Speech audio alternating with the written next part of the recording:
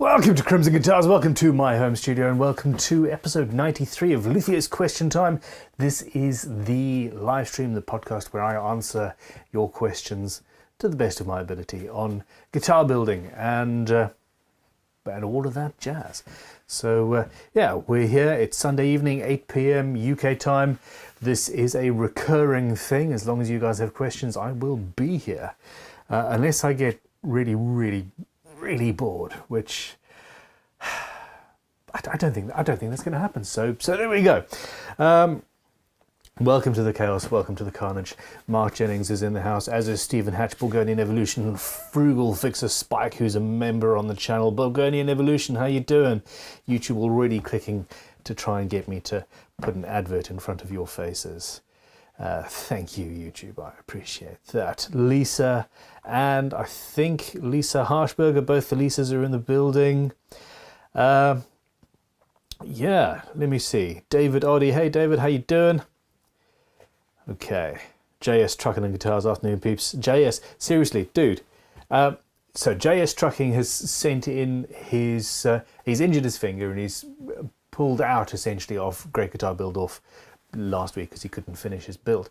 But the reality is right at the very beginning, somebody asked me on the stream, with regards to Great Guitar Build Off, what happens if you don't finish it, but do finish it before the judging is finished. And the reality is if you put your video, your final video up in the correct areas of the Great Guitar Build Off website, and then people are able to vote for you, even if it's 2 weeks later than the official ending.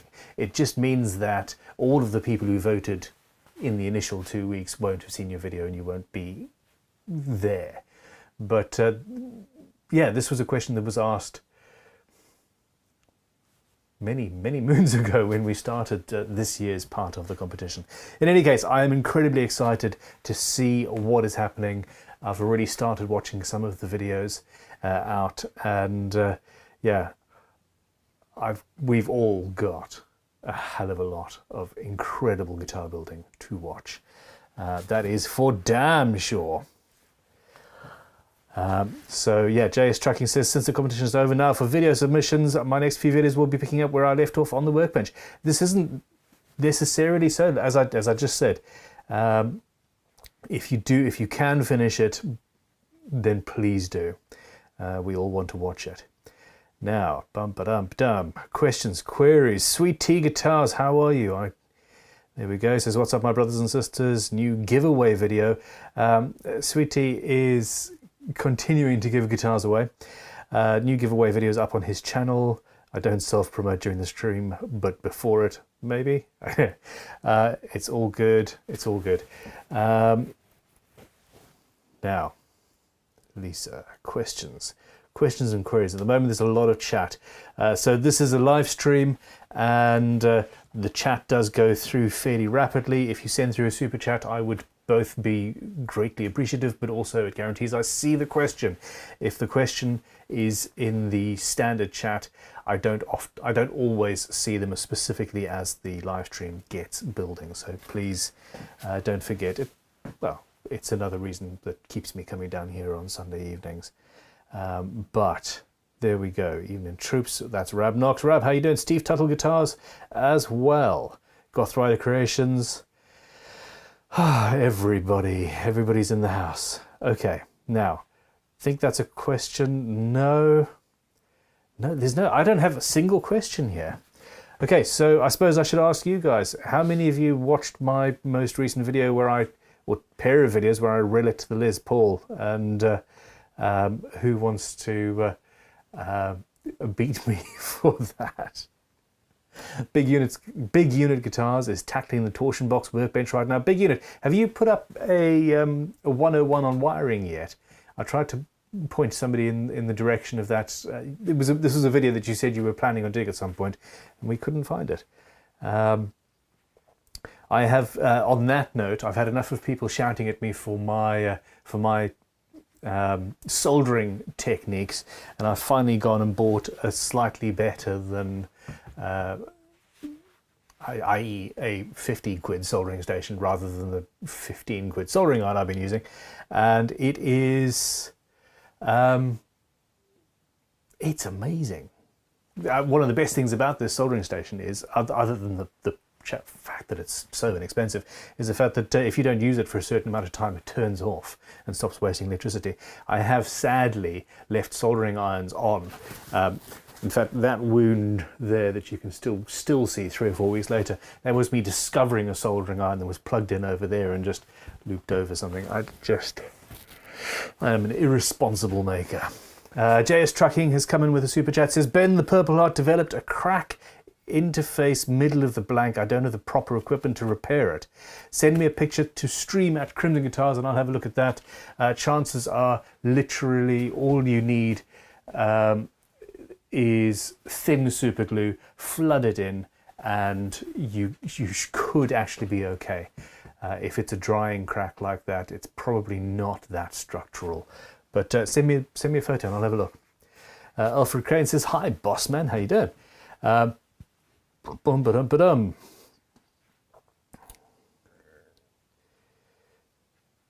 Okay, hold on. People ask me if I'm in front of a magistrate, or was that somebody else? Ravencroft, talking to Rabnock, says, I'd say it's still fair if you got done earlier, you're definitely going to get more votes than those who don't finish up until the end of October. That is the thing. If essentially this is the guideline date to finish to put your video up was a couple of days ago, and this is when everybody's expecting to start voting is this week. The videos will keep on going up over time. We never expected everybody to finish. Hell, I didn't even finish on time last time. Yeah, the end of the competition is when the voting is announced.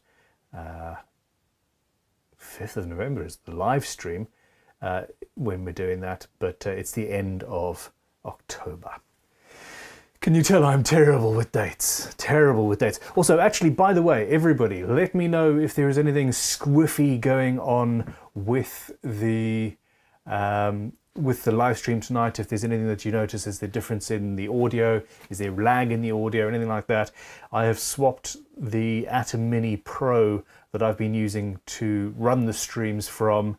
That is now at headquarters, my workbench there, and I've got the ATEM Mini Pro ISO here, which at the request of Talitha, because this now allows me to record all 4 cameras or all 4 HDMI inputs at the same time.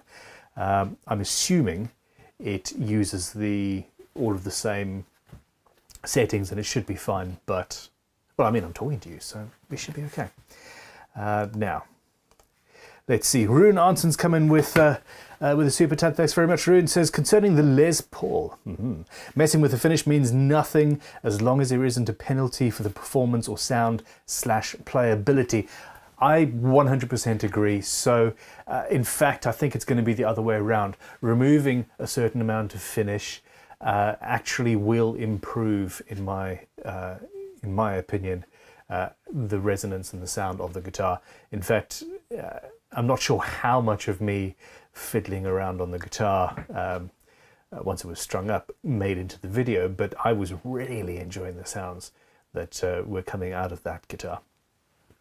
So, yeah, with regards to that, I'm probably not going to be making many relicking videos.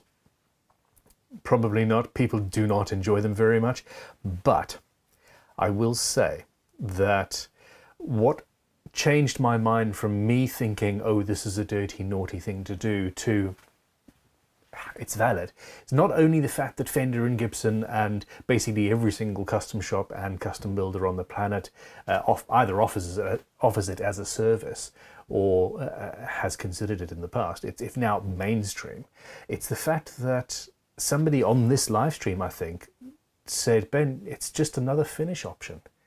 You know, if I was going to offer you a custom guitar and I said, well, what color do you want it? Half of you might say bright pink because that's, you know, super heavy metal.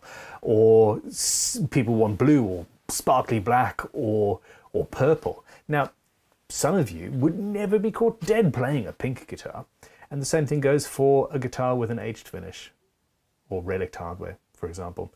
Half of you, nah, it's not your thing, but it isn't naughty.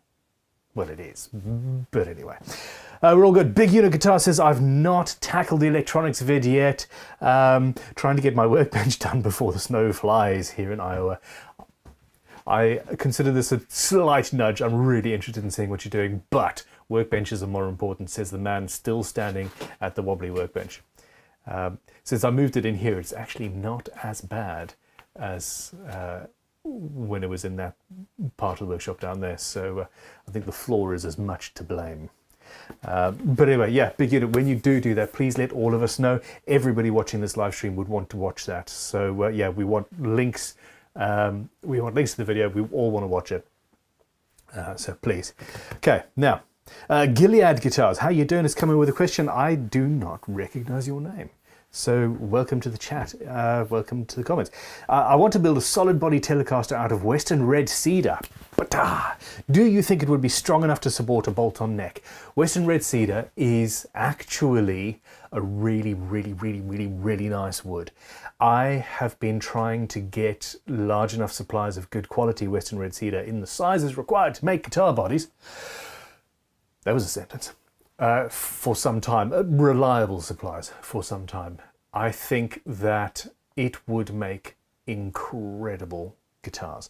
Now, Novo guitars in the US, they use pine, I think, if I'm not wrong, maybe spruce, but I think pine. And that is not as strong as Western red cedar. By all means, build yourself a bolt-on neck out of Western red cedar, string it up, plug it in, strum away, and be, I suspect, absolutely blown away by the sustain, the response, the tone that you get out of that. I think it will be incredible. And you were saying, is it strong enough to support a bolt-on? 100%. I think it would be strong enough to support any kind of guitar. The one caveat here is that it is a soft wood, or at least the interstitial sections in between the hard grains are very soft. And you'll never get a perfect finish, or at least a finish that stays perfect, short of flooding it with maybe epoxy resin, which we don't really want to do. I think that would inhibit the sound to a certain extent. So yes, I would suggest that a natural oil finish or a matte lacquer or a nitro finish. Novo guitars will use nitro and then they'll force age and check it, and then that's actually accompanied pretty much, I think, every single guitar they do has got forced aging on the finish, and that is how they get away with using such a soft wood as the main body wood, because you know, when you pick the guitar up and breathe on it and that creates a dent, it's just part of the story of the guitar. We're not talking about a PRS here. That PRS guitars on the second-hand market, if they are in perfect condition, they sell fine. If you've got a single dent, the value just plummets. People buying 10-top PRS 24s and all of that, those people, they are after a high gloss, perfect thing that they can hang on the wall and just look at, I suppose. But either way, good question. Thank you very much. It's something that I really want to do. This current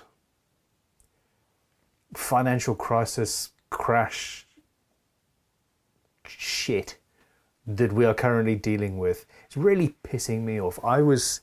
We were, as a company, full-scale planning on trying to launch a whole new thing with regards to actually building the guitars. Essentially, Crimson Guitars has diverged over the years. We're obviously a custom guitar builder, but in small numbers, very small numbers. Our predominant business is the guitar building school, where people come in person and learn how to build guitars.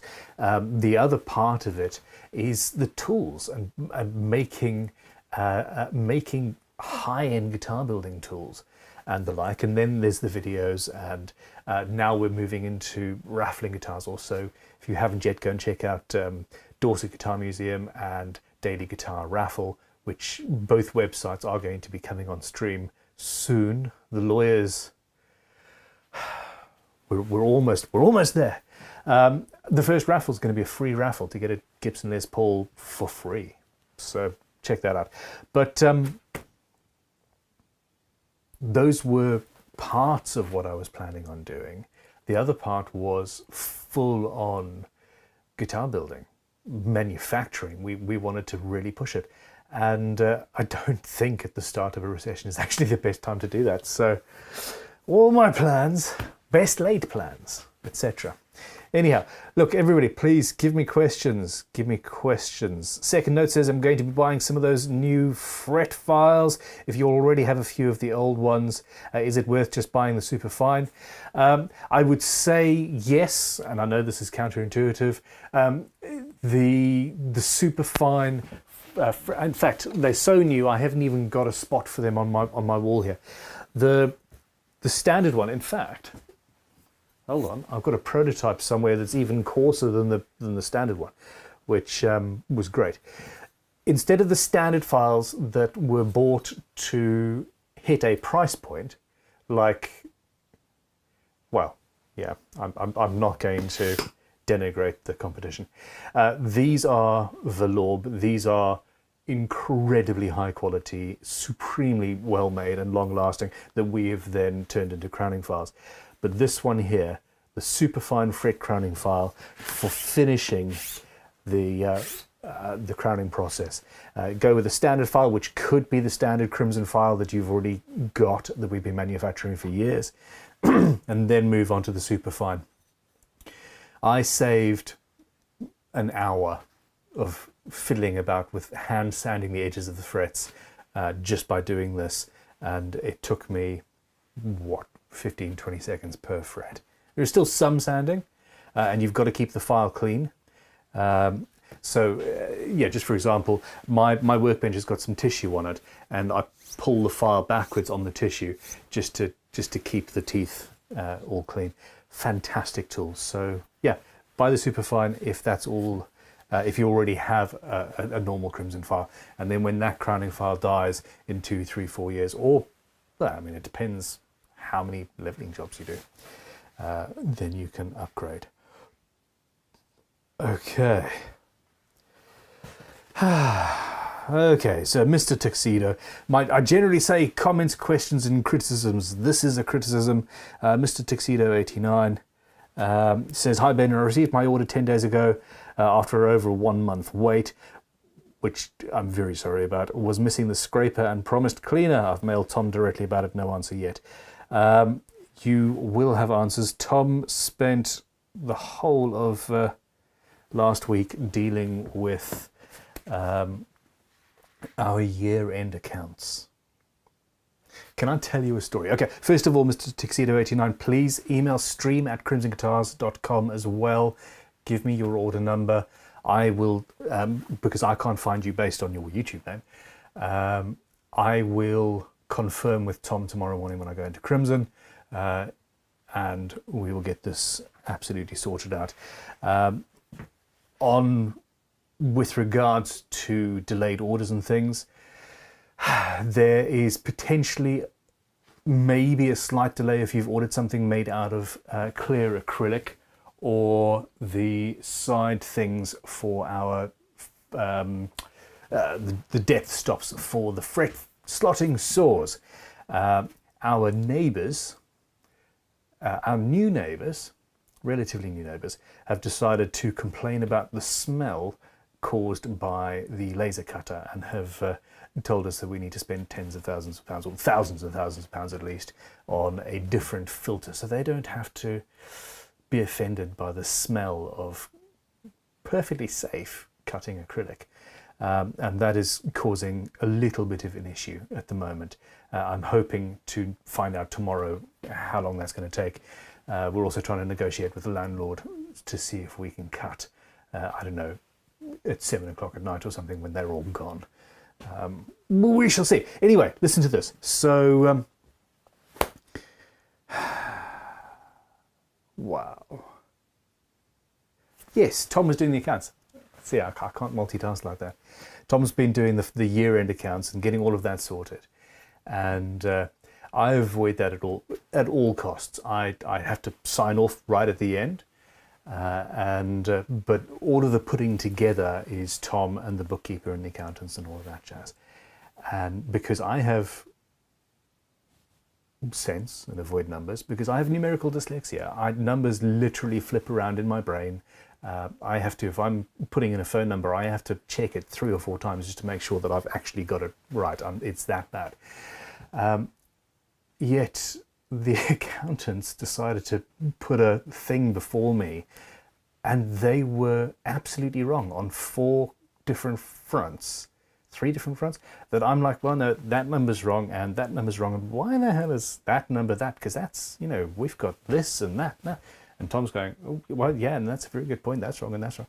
And the accountant, yeah, I don't understand these people who offer a service that you pay thousands for, and when it comes down to the wire, the person who can't even read numbers properly has to be double checking to make sure that they're accurate. Surely it should be the other way around.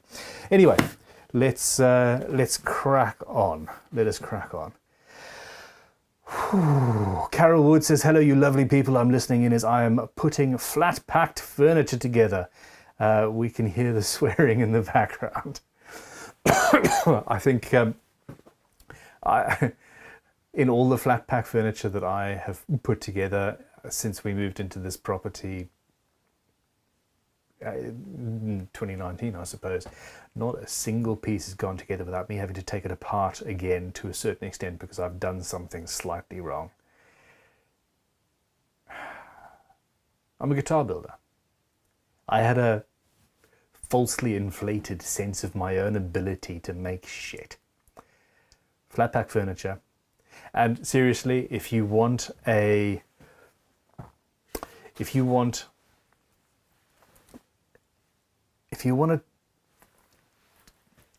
have a reality check, try some plastering. It's incredibly crazy how bad I am at plastering rooms. Anyhow. Whew.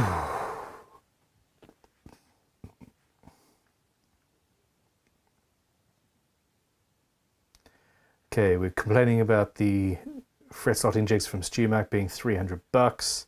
I'm not sure how much ours are in comparison. Let's have a look.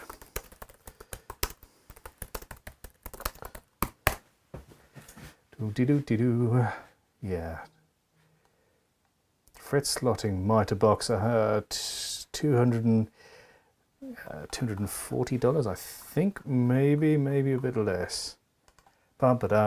Sorry, I'm enjoying this. Nope, I lie. Sorry, $173. Yeah, there we go. Okay. Leonard Zach, hey Ben, what do you think of the new Star Wars Andor series on Disney Plus? I am very, very much enjoying it. In fact, yeah, there must be another episode out. Orson and I are watching that, which is a bit of a problem because part of who I am, I can watch a movie and then 6 months later watch it again and I'll remember the gist of things, but I don't remember characters' names or where they are or what lightsaber they were playing with 4 seasons ago or whatever. Orson has got all that shit down. He's like, what, don't you remember who he is or what that is? Or, you know, he used to love her and that did the thing and the nonsense. Ah, cool. Useful. Anyhow. Tahoe Mike, how you doing? Says the best planned lays often go astray. I thought I'd misread that. Okay. Goth Rider Creations, Bun, it's been 15 minutes and we're all still guessing on the suit. This was the only jacket I had that actually matched what I was wearing today. So there we go. It's both really chilly and really warm. So a cotton thing. Hi. Sorry. Nothing special. Nothing special. Had a Sunday lunch with the family and wasn't in a workshop. So All good. E.R. Webster says, real rock stars pay 10 grand for a guitar and then take it to a dive bar and spill swill on it. Absolutely. Most of us are not real rock stars. Okay.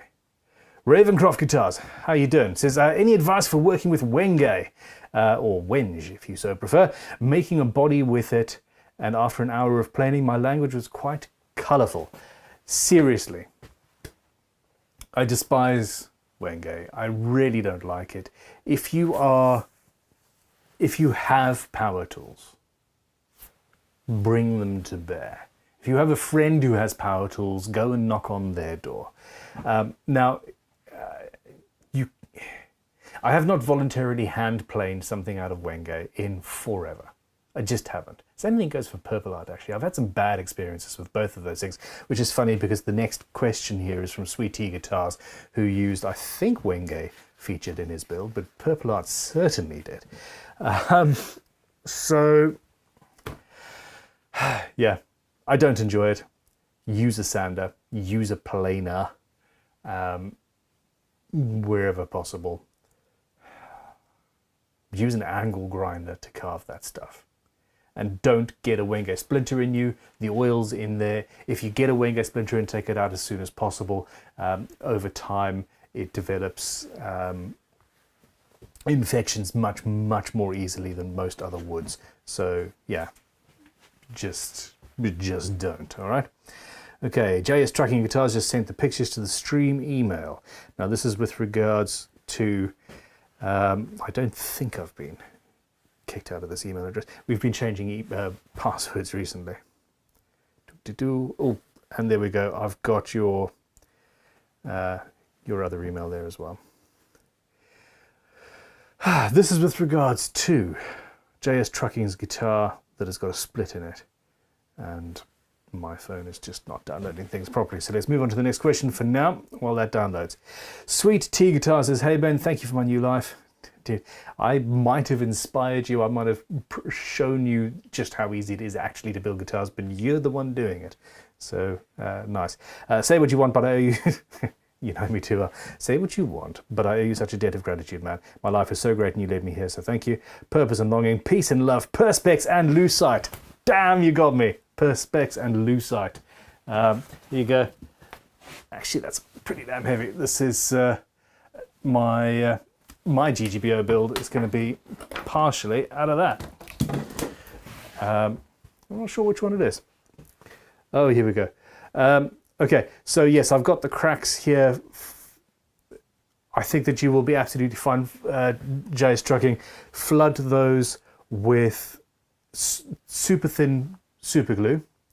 Make the guitar, then it will probably open up a little bit while you're carving and cutting and doing all that sort of stuff.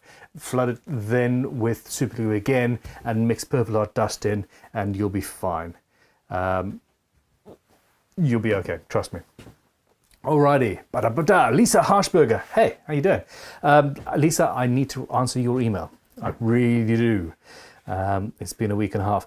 Lisa says, do you realize how hard to pick only one builder in each category is? Yeah. These people are amazing. Thanks, because I'm learning lots.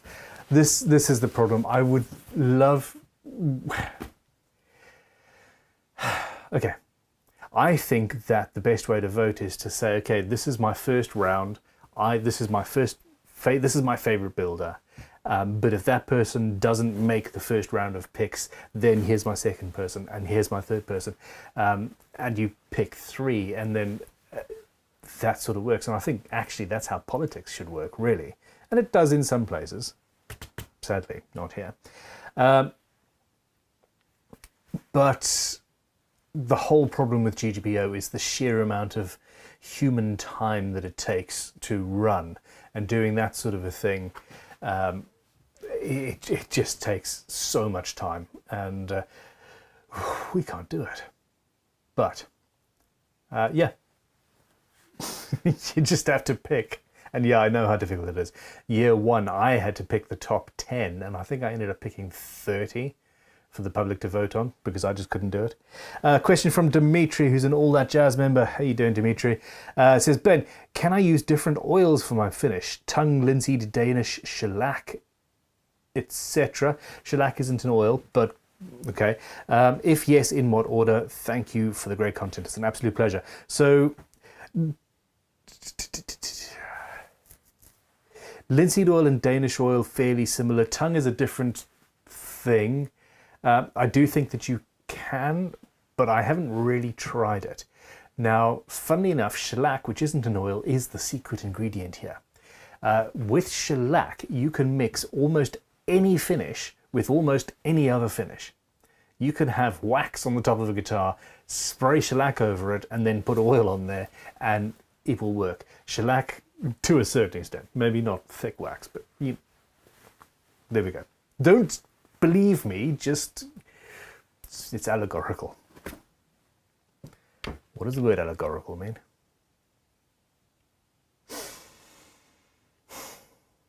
Shellac goes with anything, almost. So you could put tongue oil on and then a bit of shellac and then linseed oil and then etc. I am fairly sure that your Danish oil and your linseed oil would work beautifully fine together. They would be perfect. Tongue oil, I've got a bit of a doubt, but I've never tried it. So as ever, when asked these sorts of questions about finishes, etc., run a few tests and see what happens. It is also important to do these tests in the same environment and temperature that you will be doing them at when you're finishing the guitar. A lot of oils react very differently in a warm versus a cold environment. So check that out. Okay.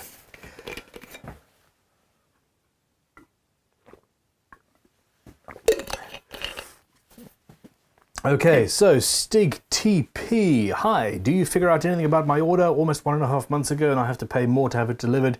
You do not have to pay more to have it delivered, and you should have had emails last week. Please check your... I'm trying to find your message so that I can photograph it. There we go. It should have been shipped. You should have had emails through already. Please check your junk and have a look at that. Essentially, there was some mixed messages in some of the shipping staff at headquarters. There are orders like yours where there are particularly heavy things where we're making, we're actually paying, we are paying more to ship it than you've paid us for the product and shipping combined.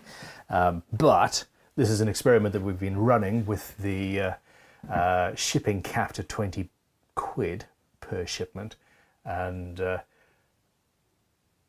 in most cases it's worked. However, in some it hasn't, and it's just been a bit difficult. I'm trying to choose my words very carefully, and I'm sounding like a stuttery robot, aren't I? But anyway, in your case, we are, please, you should have, that should have been shipped now. You should have an email. JS Trucking says, did you see the new router plane I sent pictures with the purple heart? Oh, no, I did not. Let's open that up. Dave says, hey Ben, what the hell do I do? I thought I knew who it was. Oh, that's a gorgeous little router plane, JS. Dave, seriously? Okay. Hey Ben, what the hell do I do with a £25,000 Bog Oak gold leaf and resin table? Suggestions? No room, so it might go on the wall. Love to all, thank you. So you've won the the table. Seriously, since you're watching, several options. Don't take it. Don't take it. Let me build a guitar out of it for you. What? There are options. I originally wanted to make guitars out of that table, and then it came in thinner, so it's about 1 inch thick. I can still make guitars like that. Instead of taking the table, leave it with me. I'll build you a guitar, or will build you a guitar, and I'll keep the rest and make a few more guitars. Or What else? If you genuinely don't have the room, email me, stream@crimsonguitars.com. Let's have a look. I had another thought the other day.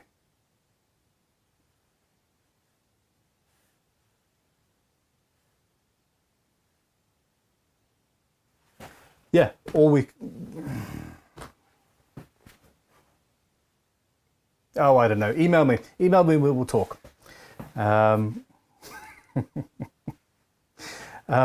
You had 2 tickets, didn't you? Yeah. David, you bought that with 2 tickets, 2 raffle tickets, and you won a table you didn't really want. Hilarious. The Les Paul I Relict is also up there. We've just hit a price point where I'm not actually going to lose money on it, which is nice. But anyway.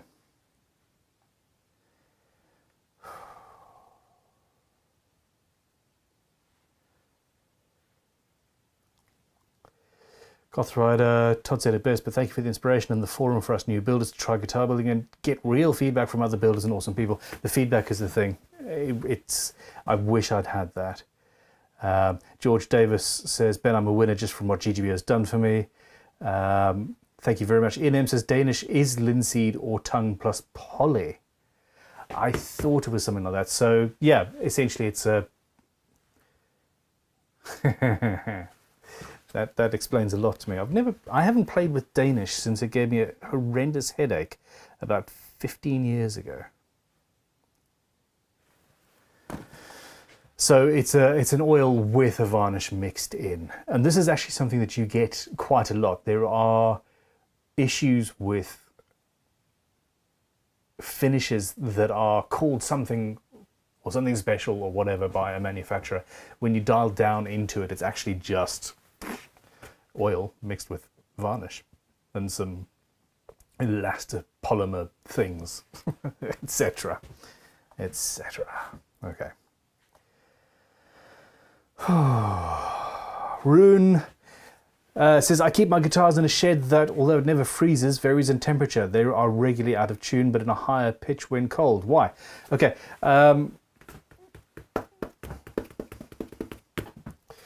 So, yeah, I mean, essentially, as the guitar gets colder, it's compressing. That's interesting. I don't know the physics behind that. I honestly don't know the physics behind that.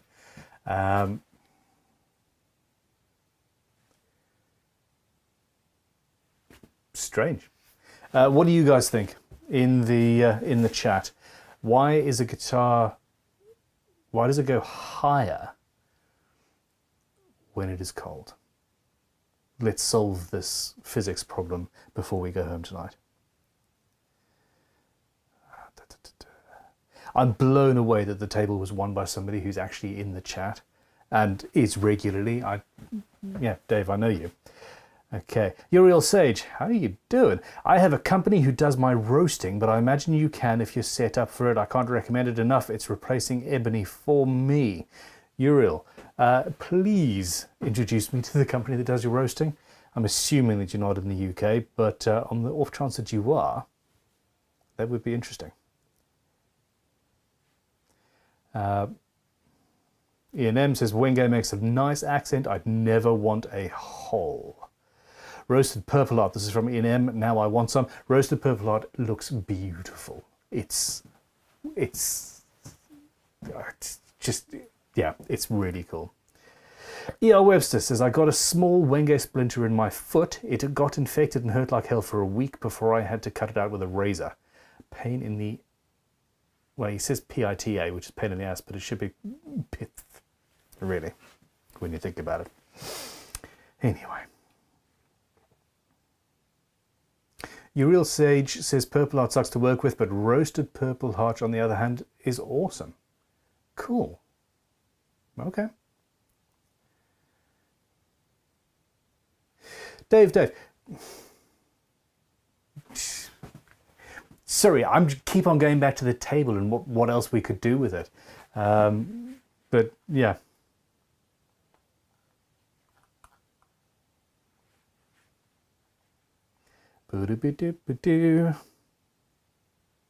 Strings shrink when they're cold, wood not so much. This is Mr. Tuxedo 89.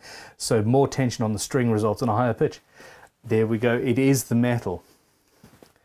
That is a very, very cool question. It's the first one I've ever had. The only way the pitch can go up is either the neck back bowing or the string shrinking. That's Paul Cook. So yep, the metal contracts more than the wood. Yeah, that's Paul. But you guys are sharper than I am today. Old Man Bill says molecules stick together when cold. Therefore the wood becomes harder. Harder the wood, the higher the sound. I think the harder the wood, the more sustain you'd get, but I don't think it would change the pitch of the strings. I think these guys are right. It's the yeah, the metal shrinking as it gets colder. Tireman guitars. I like fumed woods. Fumed pear looks like old mahogany. So essentially you take chemicals, put it in a tent with the wood. I can't remember exactly what chemical. Oh, somebody will let me know.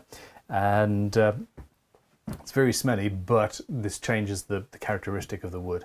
And I've never tried it because I don't like smelly things, which begs the question, why did I have 3 children? Why do I have 3 cats and 3 dogs and a guinea pig and a gecko?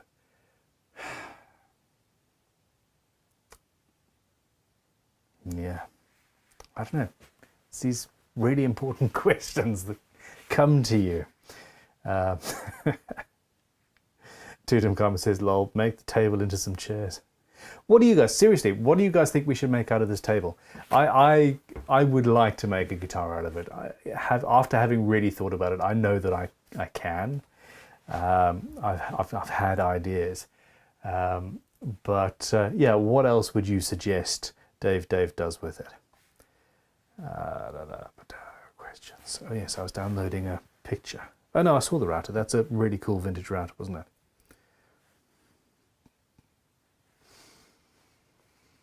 No.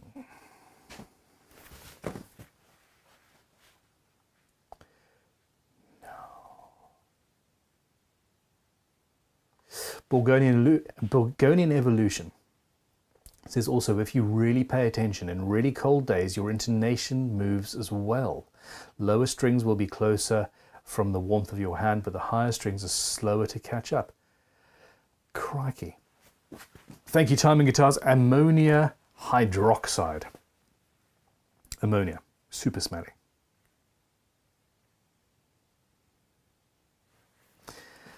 J Boogie 164 says, make a bunch of guitar-shaped clocks. Ooh, tempting. A big wall clock that looks like a guitar. That's Barry Christian. Creative Composites is a nice workbench from the table, maybe. Yeah. A bog oak door, lol, that's from Tutankhamun. I seriously considered using that as a door, but obviously you've got the transparent bits, and if you actually want privacy, it doesn't work quite so well. Peter London says, you could make a table out of that table. Double neck bog oak bass from E&M.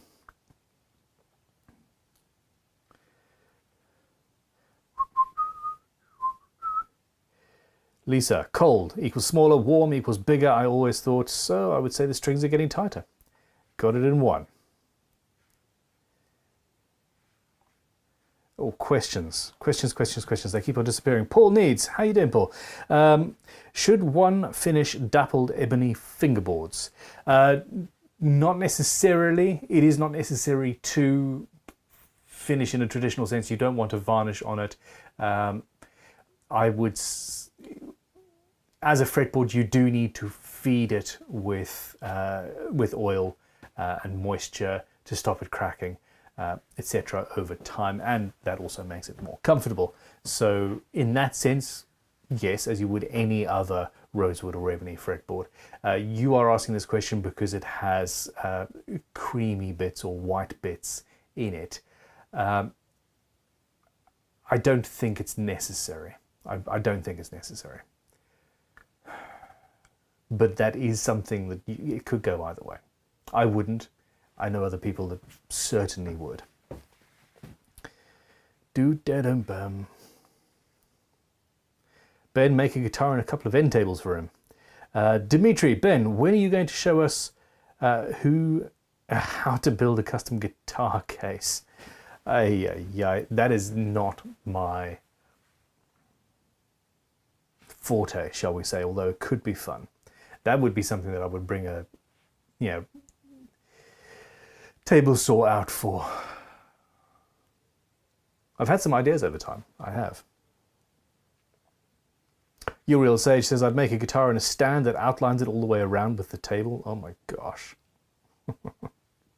Lisa says, do not say and a wife. Now, my wife puts up with all of us. But, yeah. Would the table make a good workbench top from Old Man Bill? Probably not with the... probably not with the resin. It's too pretty for that.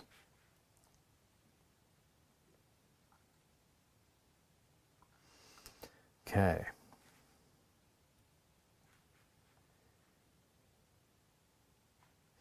Ural Stage, you are correct, Rab. I'm convinced he dreads that hand tool build. Haha. It's been a long process. She's looking at me. She's hanging up. I'm going to spend a couple of days on that this week, I think, which is going to be good. Glyn Heskins, I have not used them. I've been bitten far too many times by their products that I just don't bother anymore, to be honest. But I do like the idea of the tool. I'm not sure if I'd like the actual tool itself. C. Goddard, hi Ben, is spalted wood only naturally occurring? Any way to replicate the conditions without ruining a blank? Not really, no, because when you get a guitar blank, it's already dried and good to go. If I had a finished, dried, perfect guitar blank that I wanted to replicate spalting, I would get a pen out and I would draw the spalting on, period. Nobody would ever know the difference. And I am honestly surprised that I have not considered doing that in the past. Like, seriously. I suppose shred ended up like that a little bit, but yeah, it's besides the point. So, spalting is essentially you can force spalting when you cut down a wet tree. You leave it for the first period of time, generally years, in a field, and I've heard of people urinating on them to force the spalting. But what spalting actually is bacteria and microorganisms that are slowly eating the wood. And when you dry it, that puts them into a suspended animation. This is what I've been told. I think it is true. The suspended animation bit. So yes, when the wood is freshly cut, you can create the environment that would promote spalting, but you just can never really judge exactly how much you're going to get or not. And this is something that timber yards and people who do this regularly, even if they've been doing it for years, they struggle to get it every single time. So I would fake it, personally. Okay.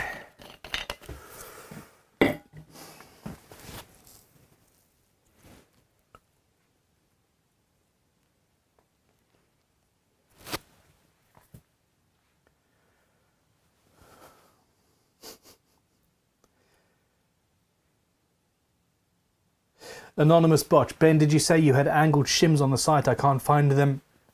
They are not there.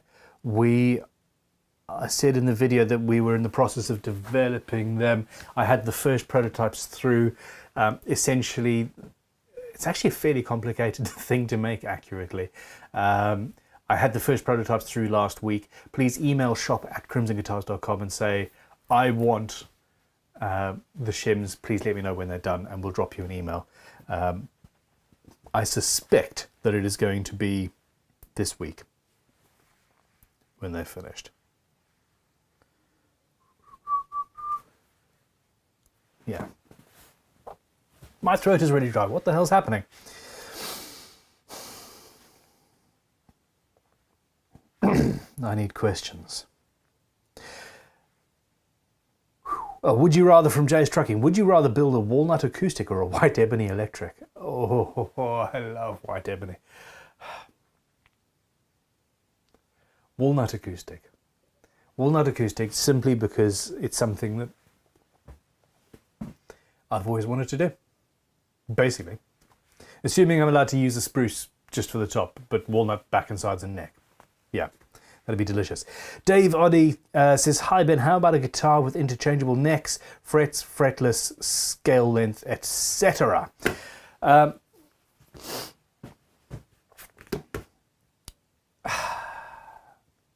It's one of those things that, yes, in the conception of it is absolutely perfectly fine. Yes, it would be so cool. But let's say 70% of the skilled labor that goes into building an electric guitar, maybe even more, is in making the neck. So you would have a standard electric guitar that you would, I don't know, let's say £3,000, just to pull a figure out. If it had two necks, we need to charge 5. Whereas I suppose it would be 6 if you had 2 guitars. The other issue that we've got, though, is that we all want all the guitars. So we don't want customers, sorry, we're different. We're here on a guitar building channel. Customers don't want anything that gets in between them and their playing. They want to say, I'm in a fretless kind of a mood, and they grab the guitar off the wall. I need a 7-string. There we go. Thank you very much. And they've got one for every season. It's the same with the tools here. First order retrieval system, Adam Savage's thing, and I love it. I'm feeling creative. That's the tool for the job. You grab it, you start writing your song. It's as easy as humanly possible. I've got my amp dialed in, I've got my pedal board sitting there waiting to go, I've got the guitar of my choice. I can be playing a guitar of my choice with the sounds that I want within 20 or 30 seconds, come rain or shine. I need a fretless guitar. Okay, damn it. No, do you know what? Screw, I'm not gonna bother with that because it's gonna take me half an hour to change the neck over or whatever. People are just, and I include myself in this, people are just lazy. So yeah, cool idea. Now, a bunch of people sent me that thing that's been going around the rounds on Instagram recently with the guitar that he was super annoyingly saying fretless, fretted, fretless, fretted. And it's pulling a thing that's just pushing the frets underneath the level of the fretboard. That's fine. Except for the fact that the nut is set for a fretted guitar, as is the bridge. So your fretless setup has a horrendously high action and would actually have intonation issues as much as anything else, more so than it would if it was just fretless. So that sort of thing, there's always added little problems. But yeah, an interesting thought experiment for sure. Austerum, okayish bassist. Hi Bun, anything I should consider when fretting a 6-string bass? It's going to be my first full fret job. Congratulations on your first full fret job. Nothing that we haven't talked about before. Make sure that the fret slots are slightly deeper than the frets. I use white glue to fill the slots, and that's not to glue the frets in, it's to fill the slots to make sure that you have tuning stability and more strength there. I've seen other people use hide glue. I forget who it was. Damn it, I was watching somebody the other day use hide glue. There's so many guitar building videos that I watched recently. Hide glue is great because even after it dries, you can go with warm water and wash it off. Make sure that your frets are radiused slightly tighter than the radius of the board, so the ends go in first and then you hammer out, and that means that the tang bits, the bits that stick out from the tang, will go down and then sideways underneath fresh wood and will hold it in better. With that, you should be okay. Good luck. Enjoy. Tia Buxton says, this is why I have so many guitars. Me too. Although I can't justify it by saying I'm a player. Just the mood takes you to be playing a short scale whatever, and you got a short scale thing, etc. It's fun. Fretted guitar, lap steel. Lol, that's Paul Cook. Absolutely. Lisa's asking, when does Sophia start? At this point, I actually haven't got the foggiest clue. It might even be tomorrow. I don't run the day-to-day at headquarters. I do the I sign off on things. The actual, oh, you're starting here, here's your contract, you know, answering emails, all of that sort of stuff. Luckily, I have other people to do that for me because I suck at all of these things. But at this point, I'm almost scared to ask because, yeah, I'm really excited to see what she can do with us.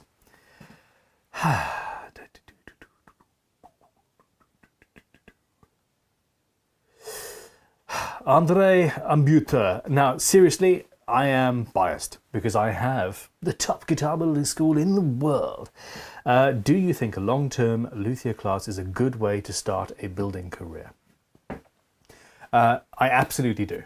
Now, let's forget that I own a guitar building school. Let's just completely forget that. My journey was such that I had nobody to physically show me anything. I also didn't have the internet. I am that old. YouTube did not even exist when I was first learning how to build guitars. Wow, I feel old. I couldn't just type into a server and say, oh, how do I refret ebony or whatever. I had a couple of guitar building books and trial or error, and I erred on the side of error.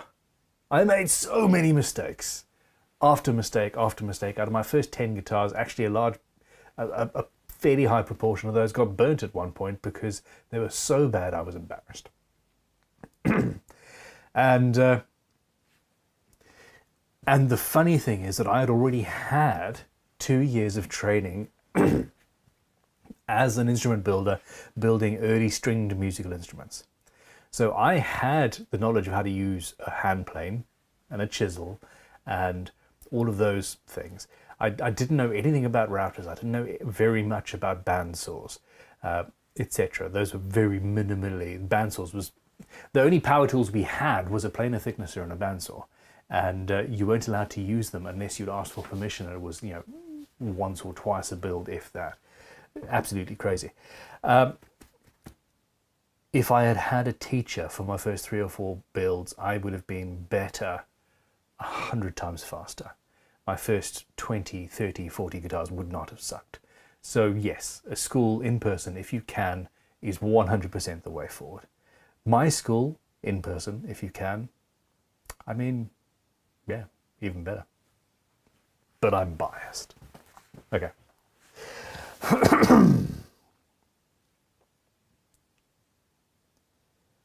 Okay.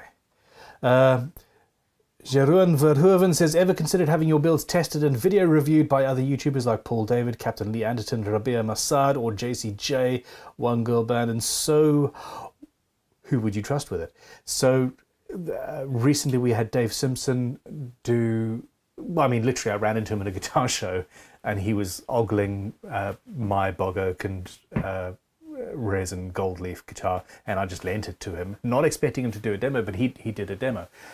Yes, we've always considered it, and it is a long-term part of the goal, is to talk with and get involved more with guitar-based YouTubers from the playing point of view. We need to actually have the production and the guitars that we want to produce. My problem is I keep on getting distracted.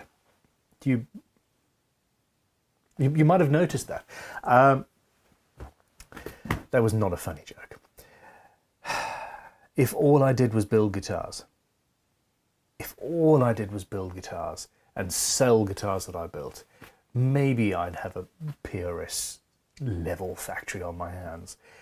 More likely than not, I'd be living in penury and I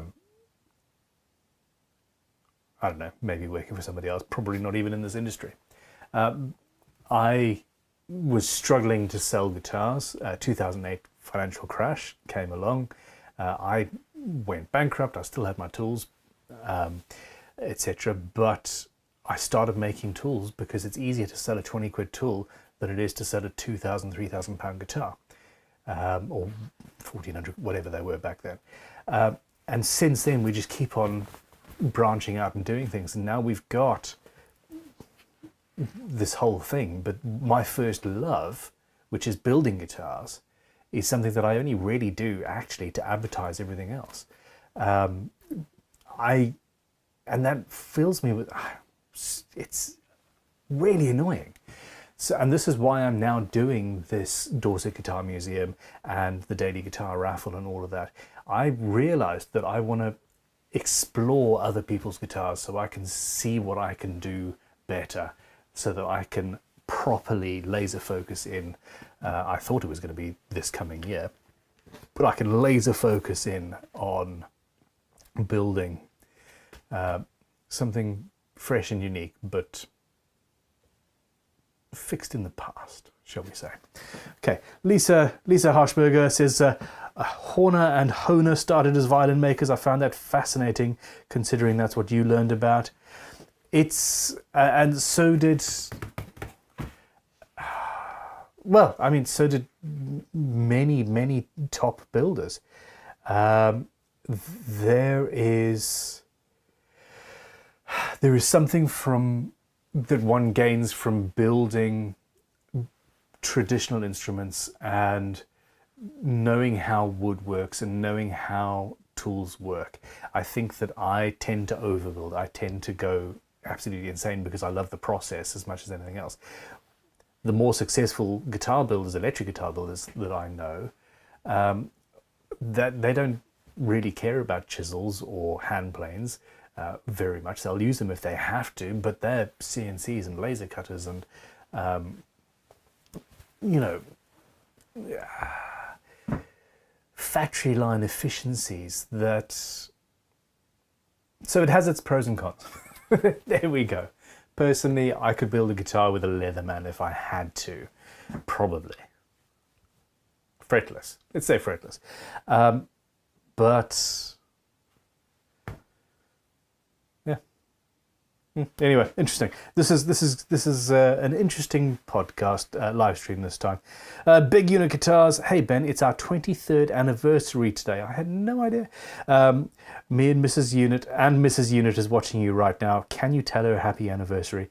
Mrs. Unit, Big Unit, congratulations. 23 years. That's mind-blowingly cool. Happy anniversary. Congrats. And what the hell are you doing on your 23rd anniversary watching me splutter on about guitar building nonsense?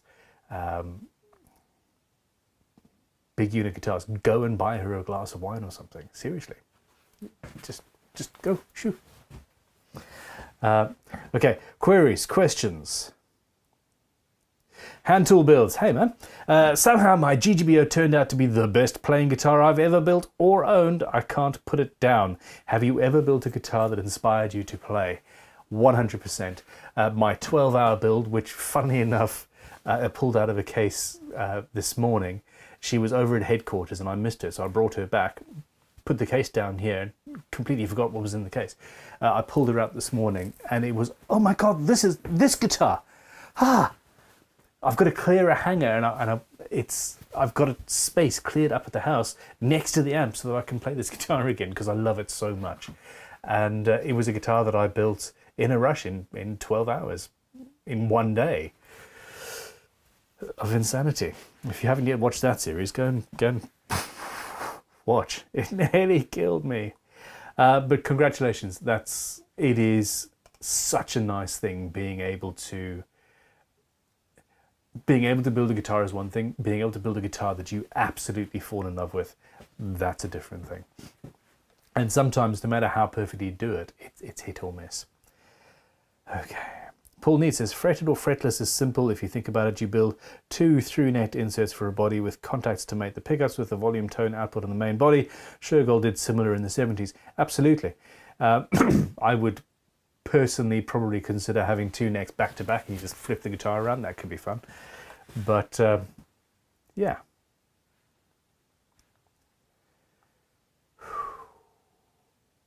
Haha, Adam Patterson, that's it. It was Ted Woodford refretting a Gibson, probably.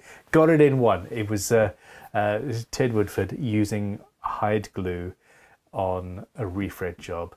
And yeah, it probably was the Gibson. That, mind blown. I like it.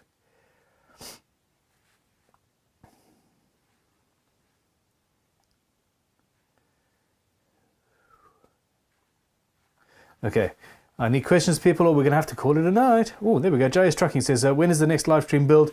I am not sure how many of those I'm going to do. At the moment, I don't have any plans. Now, I am at headquarters tomorrow. I have set up 2 filming stations at headquarters. My workbench there is now up and running.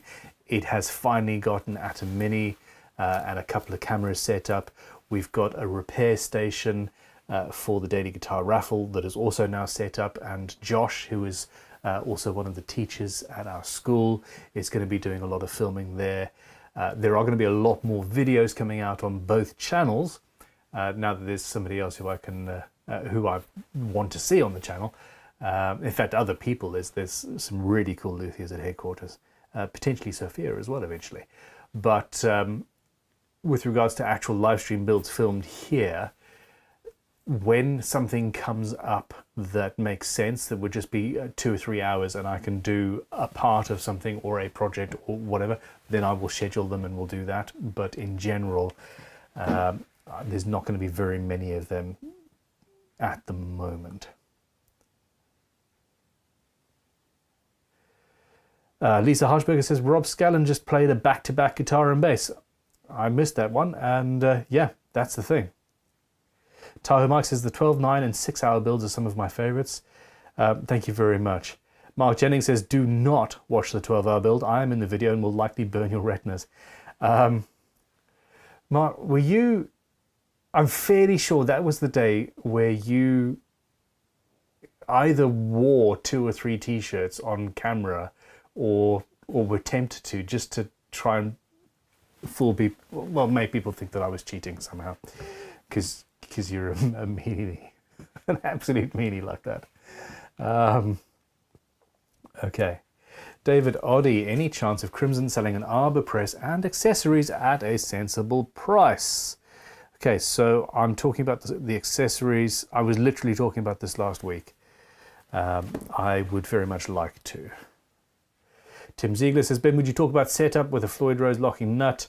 Only if you want to see me cry. I don't like Floyd Roses because they just take a lot of time. The issue very, very much is don't lock the nut off, put the strings in, whack it up to tension, tune it, stretch your strings, tune it, stretch your strings, tune it, play for a bit, tune it, lock it off, unlock it, tune it. It just takes that most of the time. But the reality, yeah, only lock it off once you're absolutely certain that everything is set up and you've got the tension that you want and everything's lined up where you want. But it is all good. Andre Ambuteur, new build, Leatherman only. Tia Buxton, build a guitar with a Leatherman. That sounds like a challenge. Absolutely. A bunch of people saying happy anniversary to Mr. and Mrs. Big Unit. I wasn't sure how to say that. NTO Steve says, hi Ben, I bought the Teenage Mutant Ninja Router. Sorry, the Triton TNMRTR. Teenage Mutant Ninja Router.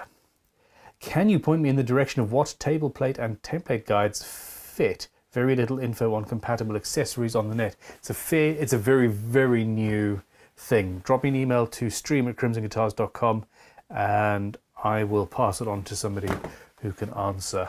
I'm not sure. Yeah, I'm not entirely sure. I think Triton have you covered though.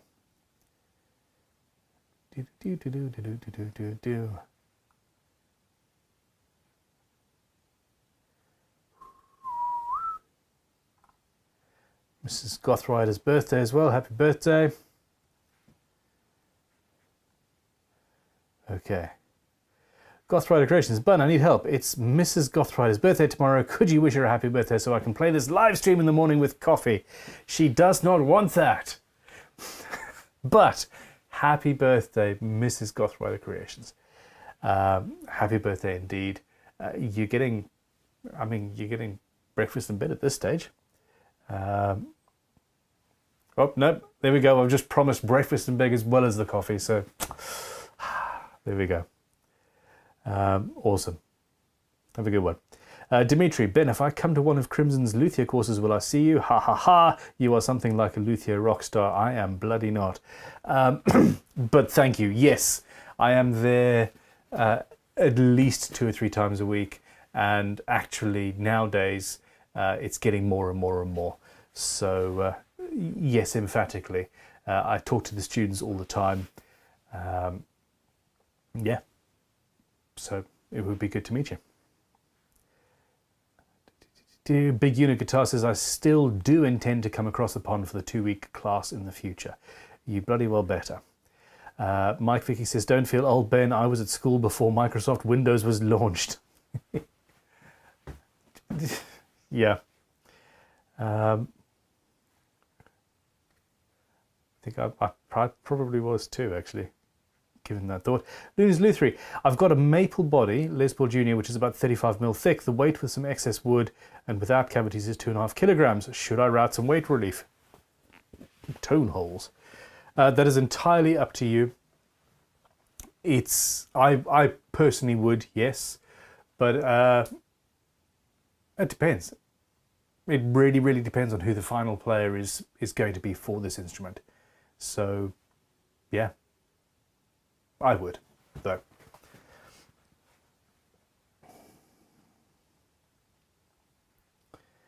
Why are Amish people converging on Crimson headquarters with torches and pitchforks? Borganian evolution? There are some comments that I need to then go back and try and find the the reason for the comment.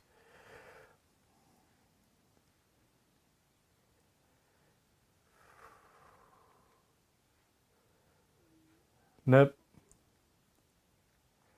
Nope, I don't know. Sorry, Anonymous Botch, no live stream tomorrow. No.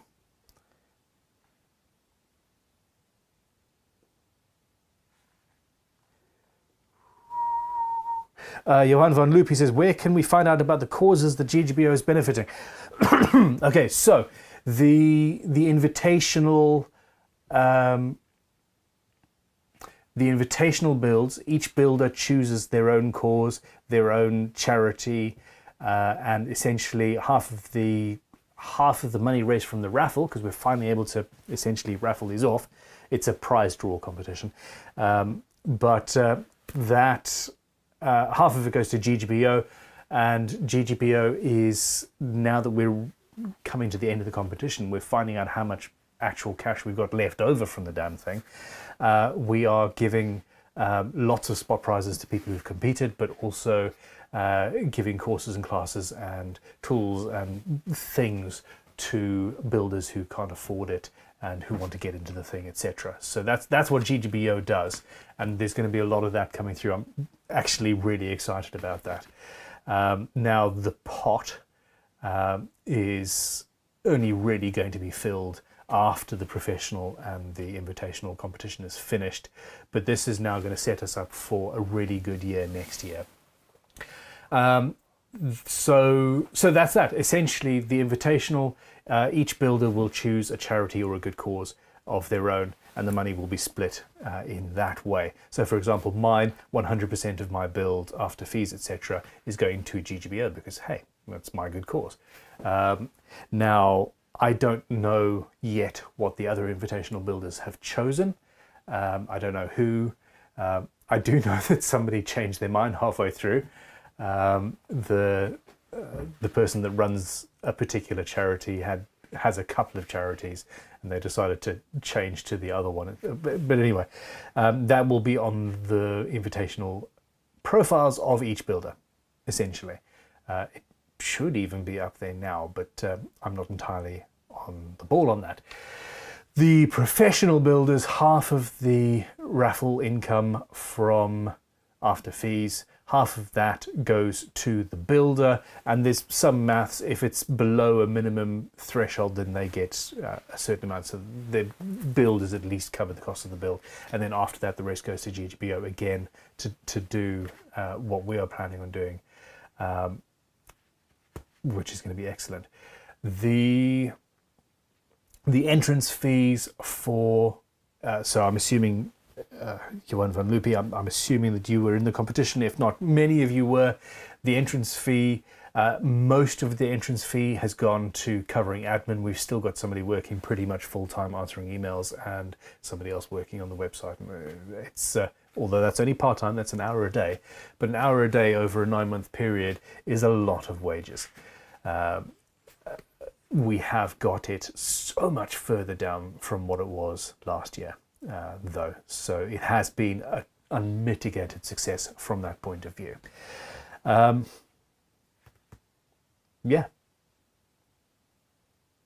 There we go. I think I answered that. In fact, I probably went into far more detail than you were asking for.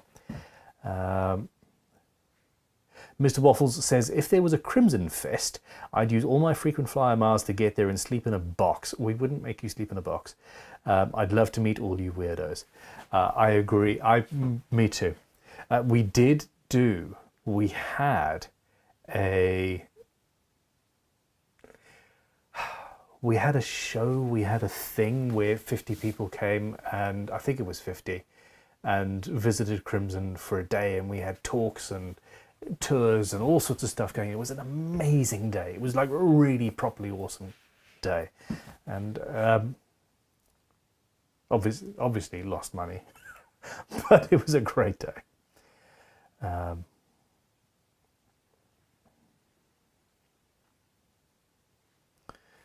Adam Patterson, Crimson Fest, awesome idea.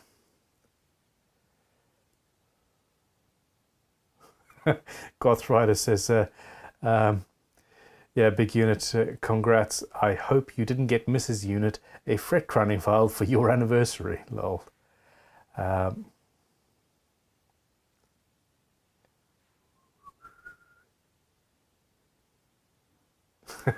Goth Rider says, Bun, I only wanted a shout out, man. You better be turning up to cook the eggs, with like 17 exclamation points. Sorry, I've dropped you in it now. Tahoe Mike saying, put a 5mm block under the trim. We're talking about the Floyd Rose at this point. Set the spring claw at mid-tension, tune it, unlocked, tune it. Take the block out and adjust the claw tension till it's back in tune, micro-tune it, and play. Do you know what? I'm gonna take that. So it is not going to be long.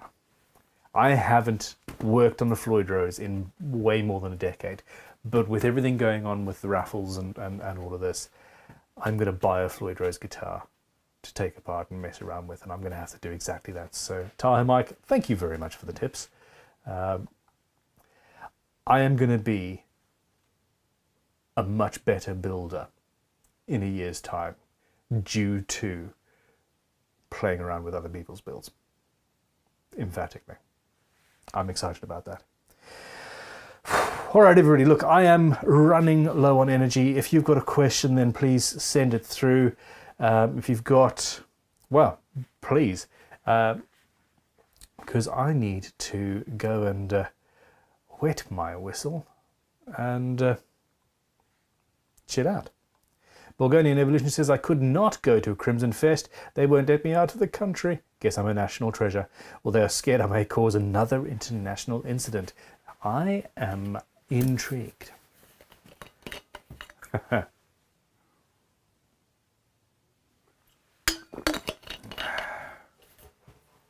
Johan van Loopy says, no sir, he's not in GGBO this year, but he's considering it for next.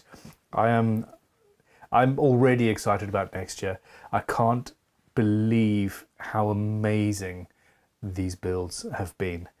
Earl D says, Ben, would you consider doing a headless guitar build? I am seriously considering making my GGBO guitar headless, which would mean custom building a headless tuning system of some sort, maybe, possibly, we'll see. Creverai, hey, how you doing? Creverai says, yo, I just came back from work, how are you doing? I was just about to wind it up for the day, but we shall see.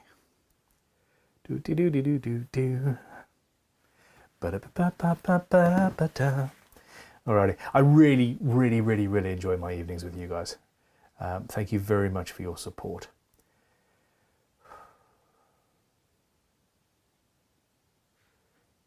Big Unit says, ha, I got wood to build a workbench and she got a shirt printing press. How romantic. Man, after like a decade, it's just like, yeah, practical things. That's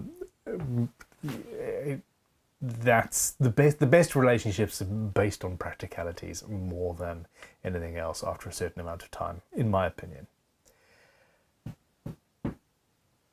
Please don't come to me for relationship advice, anybody. I'm actually...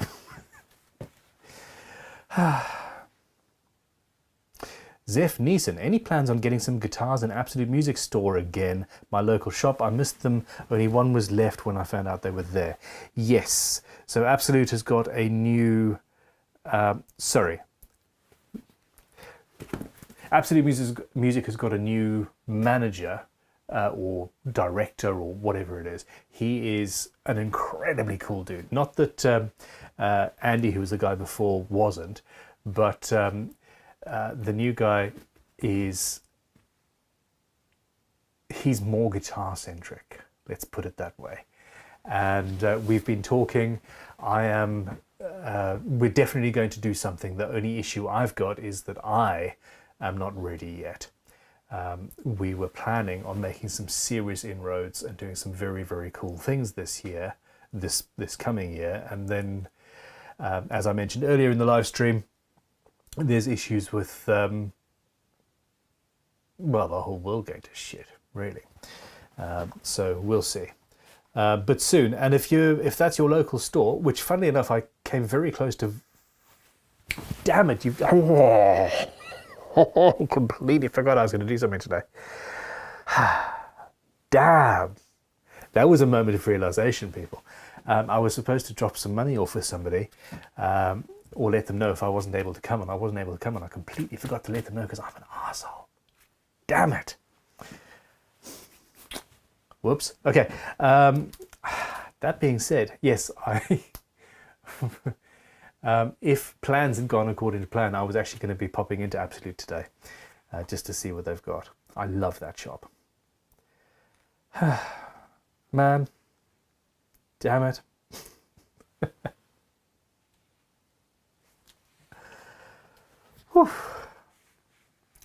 So Creever says, so as I'm here now, you can just say a few more minutes with us. I am, absolutely. Now, Adam Mono, number one tool. What is my number one tool? My number one type of tool, my favorite types of tools, just because I love them, as hand planes, of course. My absolute favorite tool of all time.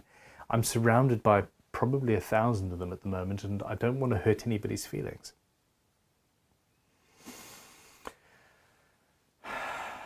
Let's get meta. It's probably the camera. If I didn't have cameras, none of this would happen. The Crimson wouldn't exist. I would still be in a shed at the end of my garden. In fact, I probably wouldn't. I would have had to stop building guitars, and I would be working for somebody else, probably just being really mopey. If we're talking about actual tools,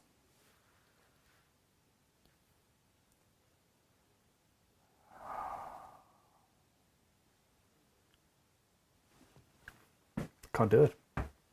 I can't do it. Absolutely not.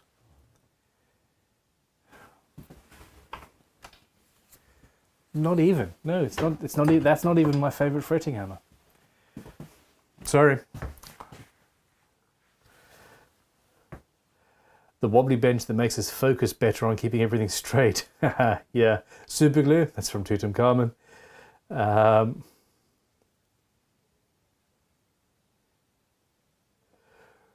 Creverai, yes. Essentially, as long as the video goes up in time before the judging ends, then you are still in the competition. So do it. Mark McLeish, the uncut kits are back on the website right now. Masking tape. Paul Cook says Leatherman. Actually, yeah, there we go. So I've been asked in the past. Thank you, Paul. I've been asked in the past what my desert island tool was. And my answer actually got me a Leatherman sponsorship. Because my answer was, you know, seriously, desert island, Leatherman. I use my Leatherman every single day. Literally, this has been out of my pocket 3 times today, and I haven't been in the workshop. Hell, actually, probably a few more than that. So I would say my favorite tool probably is my Leatherman. There's a turn up for the books.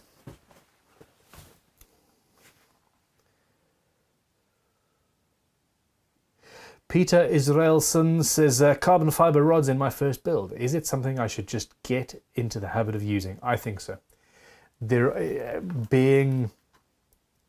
Regretting not using something like that is always worse than wondering if you actually need it to. They're not particularly expensive. They're not difficult to install, and don't breathe in the dust when you're cutting or filing them. But other than that, yeah, I would absolutely do them.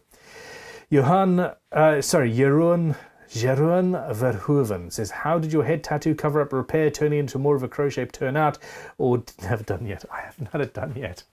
I mean, literally today I was thinking, gee, I need to sit down. And so the tattoo guy, the guy I was using, one of them had a heart attack and stopped working. Another one left the damn country. And I'm sitting here going, who do I go to? Who do I use? And it's especially because this is something that's part done, and you don't go to an artist and say, well, could you just, you know, color between the lines from what this other guy did. They want to create art. They don't want to just color in the lines. So there's this insult kind of, maybe I'm overthinking it. But anyway, there we go. Big writing. Tattoo. It's 2 T's, isn't it? Yeah, it is.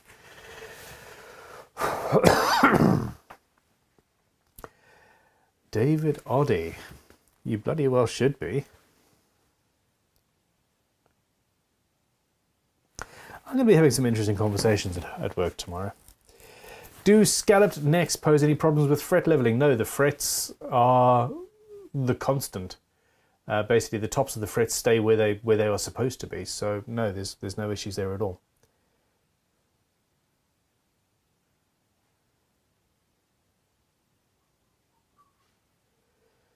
E.R. Webster, hey man, my favorite is my least favorite, sandpaper. You can do everything and anything with sandpaper if you are crazy enough. It's a very, very good point. Mike Vickery says, Ben, which Leatherman do you have? I've got the titanium charge. It's not focusing, is it? Yeah. Because titanium is super cool. Yeah. Fine, focus. Titanium is cool. It's attractive. For about 10 years, I wore a Super Tool 300 every single day. And I've got the titanium charge there. And I also actually carry the free T4. It's got a different shaped blade and scissors, which I find useful. So I've actually got 2 of them on my person all the time. Period. E.R. Webster, carbon fiber rods, parallel to the truss rod or parallel to the outer edges of the neck? I do the truss rod.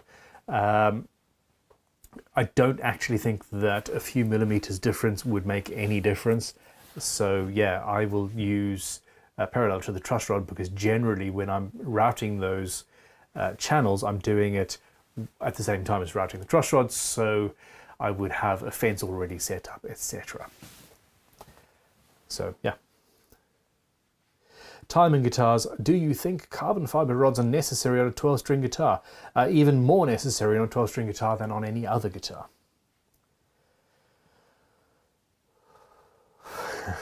Johan van Loopy says, as a motorcyclist, my favourite tool has to be a 10mm combi spanner, which also obviously always gets lost.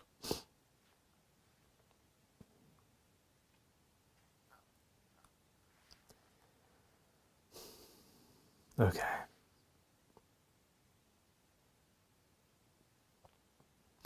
Good question. NTO Steve doesn't the carbon fiber reduce the effect of the truss rod?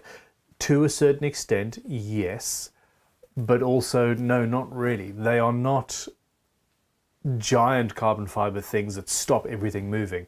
It stiffens it up so that it should be at a minimum level of stiffness. If you have got a solid Purple Heart neck, you might not necessarily need the rod to stiffen the neck up. You've got Purple Heart, it's solid. What you might need the carbon fiber though is to stop twisting, or something else that you just don't know might happen. So yeah, it's not, yes, it does reduce it to a certain extent, but not enough to mean that the truss rod does not work at all, which is I think what you're worried about. Rick McKellar, it's an absolute pleasure. Go away, build guitars and tinker.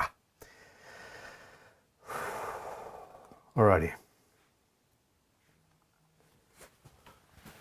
Okay. Here we go. Here's a question from Nicky Van Driel in the live stream via Creverai, who is fantastic. Small question for the next live stream, since I'm never available to watch it live, and this is going to be the very last question I do because, hey, it's the end of the day. I usually see it the next day. Is the Crimson Web Shop registered at the European One-Stop Shop? This would reduce the costs of selling your products to the EU. When arriving at customs, I needed to pay an extra €15 on top of the VAT. With another shipment, pickups from Tone Rider, ISO from the UK, I paid the VAT in their web shop and no admin fees. Maybe worth a look into.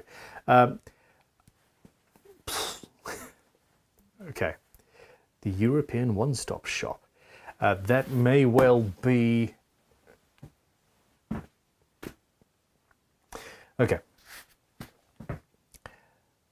There's something with a completely different name. I've never heard of the European One-Stop Shop. There's a system within Shopify, which is the web platform on which we run the shop, that essentially does that same thing. It's probably the same system. It is something that we are looking into putting in place. Yes, basically. In fact, I actually thought that it was already in place, so it may well be. Now I've taken a photograph of that and we'll check it out. Brexit. What the hell, man? Anyway, okay, here we go. Where are we? Ben, would you mind if I send you a bass guitar body for you to customize it with one kind of neck you design and auction it off for you to buy old guitars, but it is left-handed? Ben, you're the man. That's from Gregory H. I would seriously consider it. I think I got that right. Would you mind if I sent it? The problem with raffling left-handed things off is that very, very few people are left-handed players. So it wouldn't necessarily raise very much, but send us an email, we'll have a chat. Colin Nichols says, overtime, seriously envious of your blazer. I found another one yesterday in a charity shop, can you believe it? But a different colour and different make, but same look. I'm really happy. This was something left over from when we very briefly went into vintage clothes as well, just for fun. Vax Headroom says, my favourite tool is my 6x48" belt sander. I'm not surprised. Amazing tools. Okay. Once upon a time I said good night. No, Paul Cook says OT, off topic. Ha!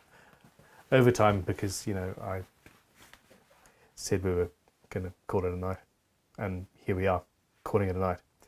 Everybody, thank you for watching. Thank you for joining us. Thank you for being incredible. And most importantly, thank you for your questions. You guys are the reason I am here, and I sincerely appreciate it. Please have a fantastic week. Go and make some sawdust. And if you can't get in the workshop, dream about it. I certainly will and do. I'm just an FYI. I am in the process now of building 3 or 4 separate builds with the plan that everything's going to come together. You're going to get 5 or 6 episodes of an entire build series in short order. You're not going to have to wait for things like the hand tool build, although obviously that's one of the builds. There's a lot of awesome stuff happening. On that note, good night. Until next time. Stay frosty. Goodbye.